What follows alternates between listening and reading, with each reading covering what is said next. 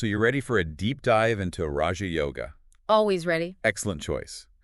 We're going to unpack Swami Vivekananda's take on it, Okay. specifically from Chapter 8 of his book Raja Yoga, aptly titled Raja Yoga in Brief. Makes sense. He's basing this on some seriously old-school yogic wisdom, the Kurma Purana to be exact.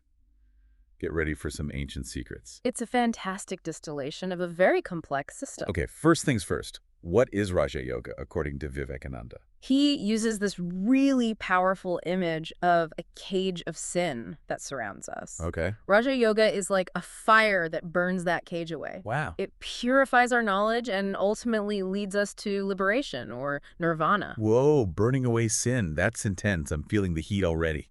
It speaks to the transformative power of this practice. Yeah. And Vivekananda is really clear that yoga and knowledge go hand in hand. Okay. They're like two sides of the same coin. You can't really have one without the other. Interesting. They work together to help us achieve that ultimate freedom. So it's not just about the physical postures then. Right. There's a whole mental and spiritual aspect to it. Absolutely. It's an inner journey as much as it is an outer one. Okay. In fact, Vivekananda breaks Raja Yoga down into two main paths. Okay. Abhava and Maha Yoga. Two paths. Okay. Now we're getting somewhere. Tell me more. Ahava is all about stripping away the ego. Okay. You meditate on the self as essentially nothing void of any qualities. It's a realization of emptiness. Emptiness. Yeah. That sounds a little daunting, to be honest. I know it can sound a bit intimidating, Yeah. but it's not about nihilism or saying that life is meaningless. Right. It's more about recognizing the limitations of how we usually see ourselves in the world. It's about getting beyond those limited perceptions. Okay. I'm starting to get it. Yeah. And what about this Maha Yoga? This is where things get really interesting. Okay. Vivekananda considers Maha Yoga the highest form of Raja Yoga. Gotcha. Here, the focus is on realizing the true self, blissful, pure, and one with the divine. So it's about connecting with something bigger than ourselves, Yes. something transcendent. Exactly. Imagine that feeling of being completely interconnected with everything in the universe. Okay. That's the essence of Maha Yoga. Okay. Both paths sound pretty profound. Yeah.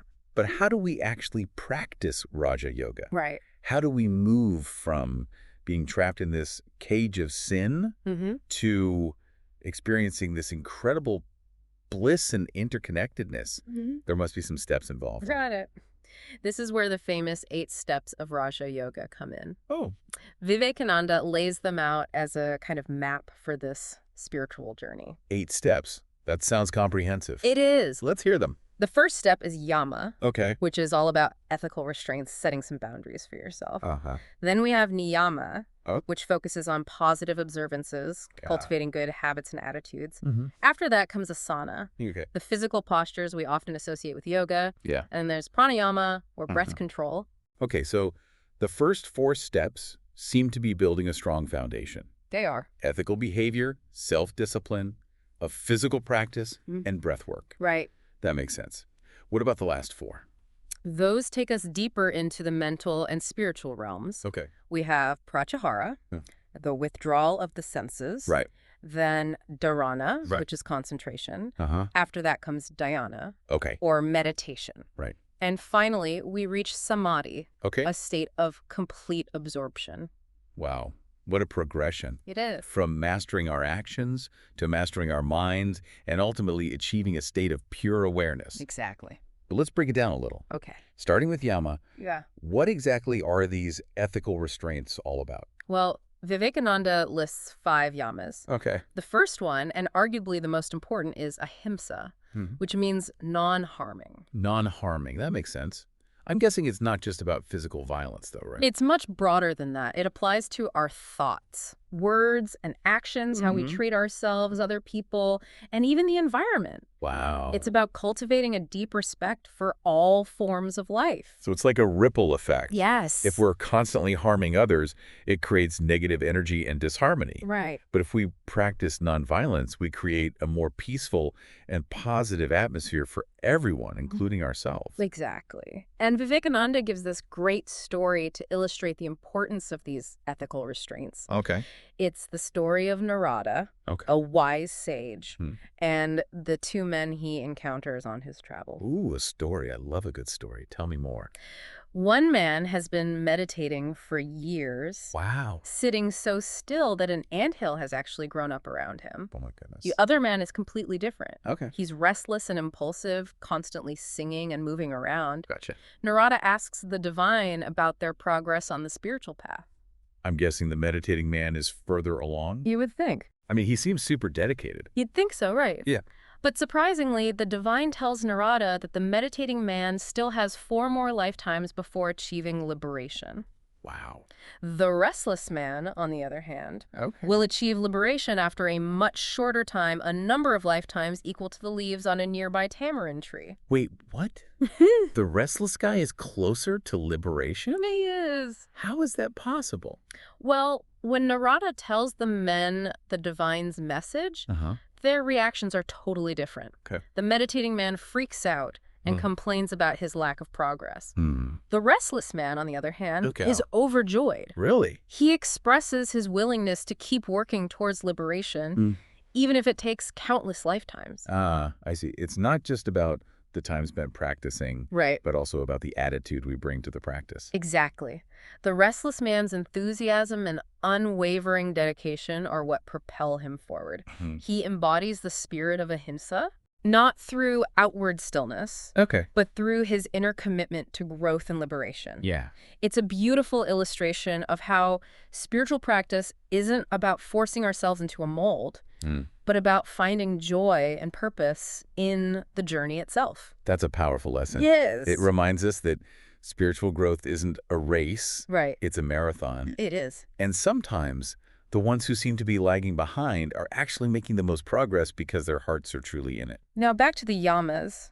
Besides ahimsa, Okay. there's also satya, Okay. which means truthfulness. So this is about being honest with ourselves and others. Yes, it's about living authentically speaking our truth with kindness and compassion. Okay. And aligning our actions with our words. Okay, so we have non-harming and truthfulness. Right. What's next? Then we have asteya, Okay. which is non-covetousness or non-stealing.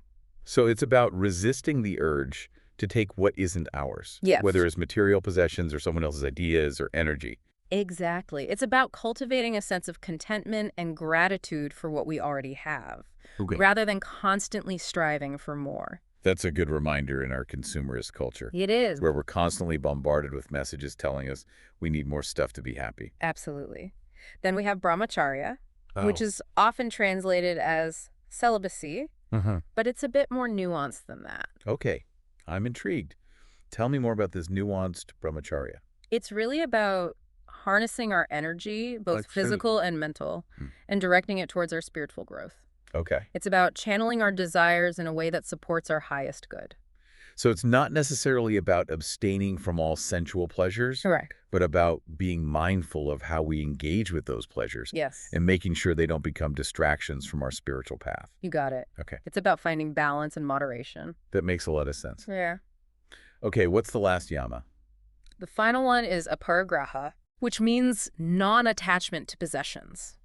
So it's like the next level of asteya. It's not just about not stealing, Yes. but about letting go of our attachment to things altogether. Exactly. It's about recognizing that true happiness and fulfillment don't come from external things, but from within. Wow, these yamas are really packing a punch. They are They're not just simple rules, Right. but profound principles that can transform our entire way of being. They're the foundation of Raja Yoga, Yeah, and they naturally lead us to the next step, okay. Niyama, Gotcha. which we'll dive into after a short break. All right, those yamas were deep. They really got me thinking about how I'm living my life. Right. But let's move on to the next step, Niyama. What are these positive observances all about? Niyama is all about intentionally cultivating positive habits and attitudes. Think of it like tending a garden. Okay. You're weeding out the negative, the yamas, okay. and planting seeds of virtue, Yeah. the yamas, to help you blossom on your spiritual journey. I love that analogy. It's a good one. It's so much more appealing than just following a set of rules. So what are some of these seeds of virtue? Well, the first niyama is sarcha, Okay. which translates to purity. So like keeping our bodies and minds clean. Yes. Okay. But it goes beyond just physical hygiene. It's about cultivating mental clarity, emotional stability, and a sense of inner peace. So it's like decluttering our minds and hearts. It is. Just like we might declutter our homes. Exactly. It's about creating space for positivity and light to enter. Okay. And that brings us to the next niyama, Okay. santosha, Right. which means contentment. Ah, contentment. Yes. That elusive state of being happy with what we have. You got it. It's about finding joy in the present moment, rather than constantly chasing after something more or better. I can see how Satya and Santosha work together if our minds are cluttered with negative thoughts and desires. Right. It's hard to find true contentment. Absolutely. They complement each other beautifully. Okay. And that brings us to tapas, Okay. which means austerity or self-discipline. Okay. Tapas. Now, this one sounds a bit more challenging. Yeah. Is it about denying ourselves all pleasures and living like a monk? Not necessarily. It's more about consciously choosing actions that align with our values and goals, even when it's not the easy or comfortable thing to do. So it's like saying no to that extra slice of cake. It is. Not because we're punishing ourselves, Right. but because we know it's not supporting our overall well-being. Precisely.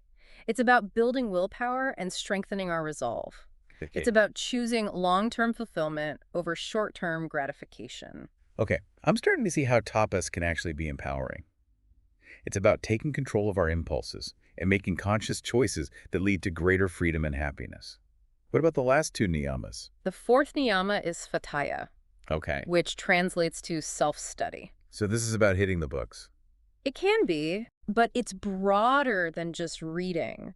It's about taking time for introspection, reflecting on our experiences, and learning from our mistakes. Gotcha. It's about cultivating self-awareness and deepening our understanding of who we truly are. So it's like becoming our own best teacher. Exactly. And this self-study can also involve connecting with spiritual teachings and wisdom traditions that resonate with us. Okay, and the final niyama. The last one is Ishvara Pranitana, Okay. which means surrender to God or a higher power. Surrender. Does that mean giving up our own will and just letting fate take over? Not quite. Oh. It's more about recognizing that we're not in complete control of everything Right. and cultivating humility and trust in a larger force at play in the universe. Okay. It's about aligning our will with the divine will and allowing ourselves to be guided by something greater than our ego. So it's about letting go of the illusion of control and embracing a sense of openness and receptivity to the divine. Beautifully said. Wow, these niyamas are such powerful practices. They are. They really build on the foundation of the yamas Yes. and create a framework for living a more virtuous and fulfilling life. They do. And it's important to remember that these are not just abstract concepts, but practical guidelines we can apply in our daily lives. Right. And Vivekananda even gives us some specific techniques for putting these principles into practice. He does. For example, he talks about the power of mantra repetition. That's right. He mentions 3 types. Okay. Verbal repetition, where you chant the mantra out loud. Semi-verbal, where you move your lips and tongue but don't make any sound. Okay. And mental repetition, where you silently repeat the mantra in your mind. I've heard of chanting mantras aloud. Right. But what's the benefit of these quieter forms of repetition? Well, as you move from verbal to mental repetition, the practice becomes increasingly internalized. Okay. It helps quiet the mind chatter and cultivate deeper levels of concentration. So it's like a progression from external expression to inner absorption. Exactly. Yeah. And Vivekananda says that mental repetition is the most powerful form because it allows us to fully internalize the mantra's meaning and energy. Fascinating. It's like planting a seed in the fertile ground of our subconscious mind. What a beautiful way to put it.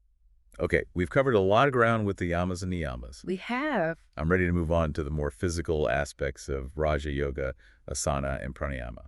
Excellent. Let's dive into the world of postures and breath control. So, Asana, the physical postures, I have to admit, this is the part I'm most familiar with from modern yoga classes. Okay. What's Vivekananda's take on it?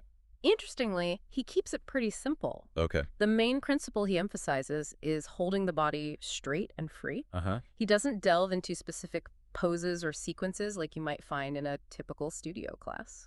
That's surprising.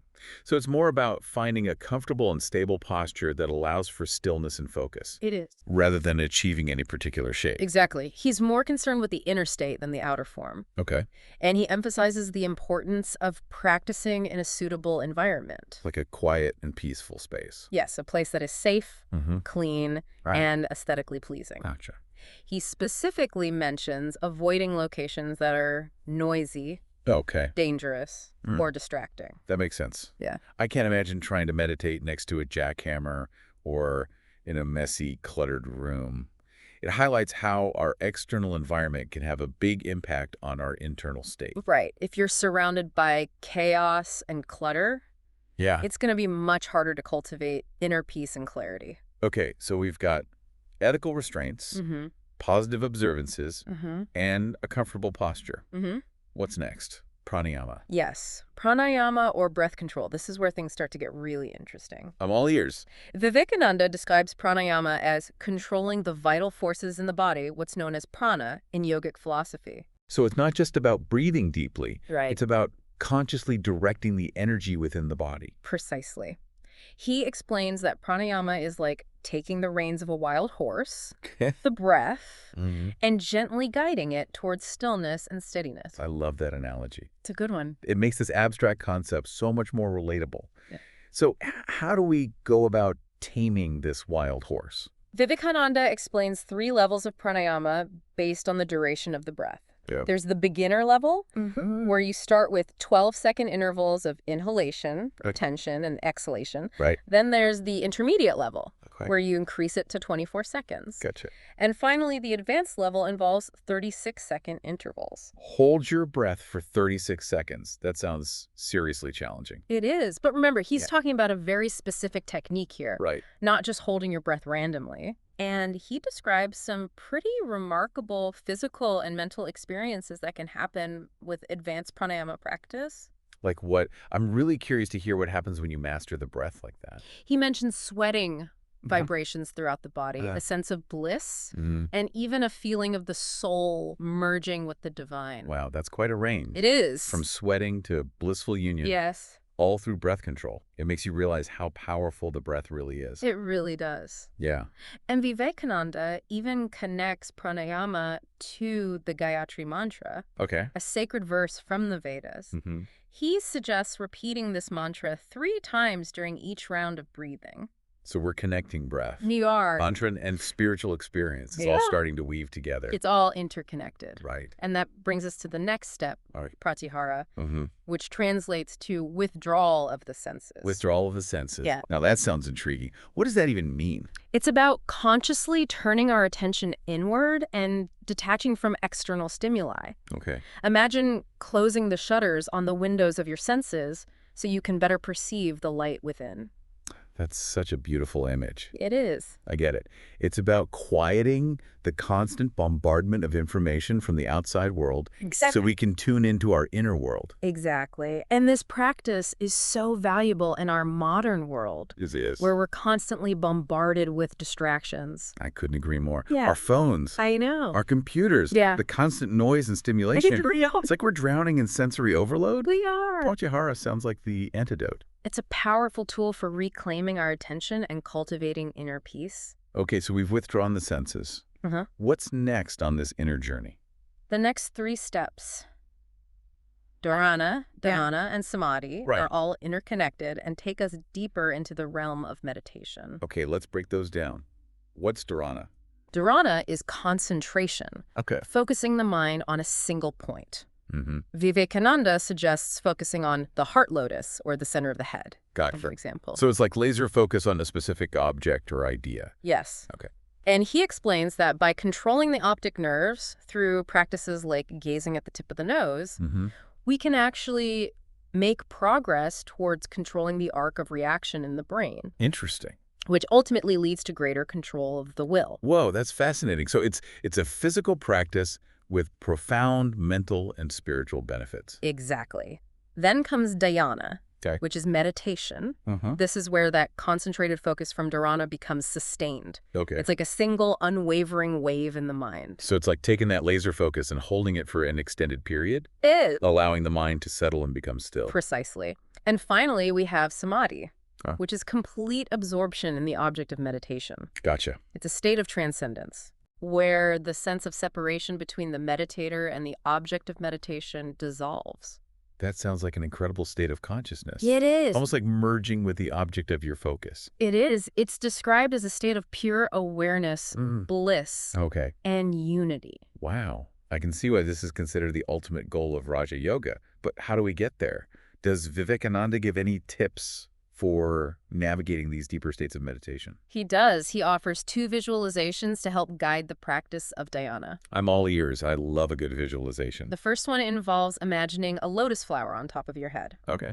The center of the lotus represents virtue.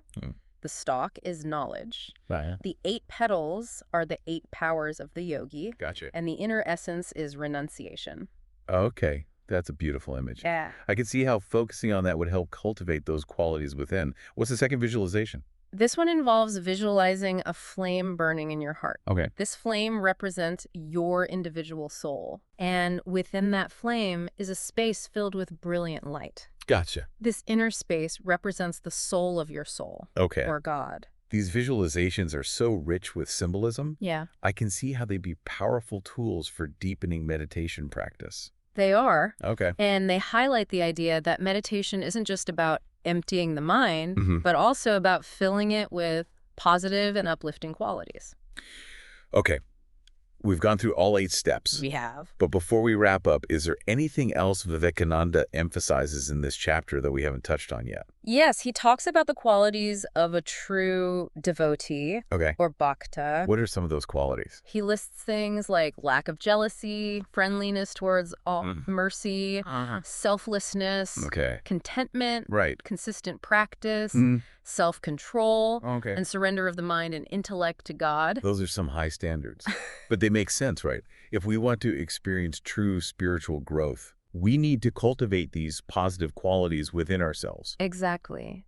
And it all circles back to those ethical restraints we talked about earlier, the yamas. They're not just rules to follow, but qualities to embody. Right. It's like a beautiful tapestry where each thread is interconnected and contributes to the overall beauty and strength of the whole. And Vivekananda reiterates the importance of perseverance, using the story of Narada and the 2 men as an example. He reminds us that true progress comes from consistent effort and a willingness to embrace the journey, even if it takes lifetimes to reach our goal. It's a good reminder that spiritual growth is a marathon, not a sprint. Exactly. Okay. And he encourages us to approach the path with joy and enthusiasm, remembering that even the smallest steps forward are valuable. This has been such a rich and insightful exploration of Raja Yoga. It really has. Vivekananda packs so much wisdom into this one chapter. I'm starting to see why this book is considered a classic. Yeah. So we've covered all 8 steps of Raja Yoga. What a journey. It's amazing how much depth and complexity there is to this ancient system. Yeah, it's pretty amazing. But I'm wondering, for someone who's just starting to explore Raja Yoga, what are the key takeaways from this chapter? Where do they even begin? That's a great question. I think one of the most important things to remember is that Raja Yoga is not about achieving some distant goal. Okay. It's about the journey itself. Right. It's a process of self-discovery and transformation that unfolds gradually over time. So it's not about instant enlightenment. Not at all. Okay. It's about showing up consistently, being willing to look inward, and embracing the ups and downs of the path. Yeah. And I think these 8 steps provide a really helpful roadmap for that journey. Okay. They give us concrete practices we can incorporate into our lives to cultivate greater peace, clarity, and connection with the divine. You mentioned earlier that each step builds upon the previous one. So would you recommend starting with the yamas and niyamas before diving into the more advanced practices like pranayama and meditation?